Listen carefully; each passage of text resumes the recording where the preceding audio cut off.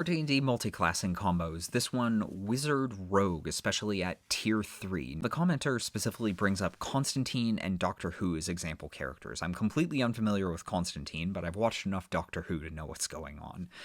Doctor Who is a non-combatant, generally does not approach situations with violence in mind and tries to look for non-lethal solutions to any given problem, which is really, really difficult to map to D&D, where a lot of solutions are inherently violent. A lot of conflicts are inherently violent. It is a game built out of wargaming. It is a game where like swashbuckling adventure and, fighting for what's right are very much the expectation. But we can still take that kind of arcane investigator explorer who tries to avoid violence as much as humanly possible. In this case, I'd say for Rogue Wizard, you're going to go just a splash of Rogue, maybe 3 levels to get Arcane Trickster, but you're there primarily for expertise and those high skills.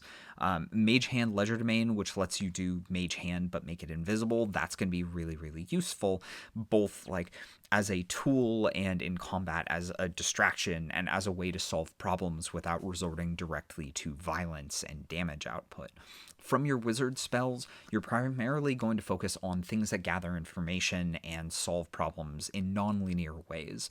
So divination spells that let you look around corners and through walls and see great distances and gather information, or just like ask outsider beings like, hey, what's this? Also, spells that create like non-damaging hazards or obstacles.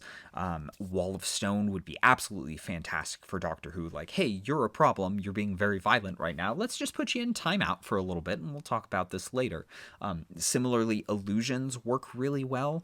I'm a big fan of the second level spell, Phantasmal Prison, or I'm forgetting the name right now. It creates an illusion that can be potentially damaging to the creature inside the illusion, but it only damages them if the illusion would be damaging, such as like falling into an illusory pit or being in an illusory pit of fire.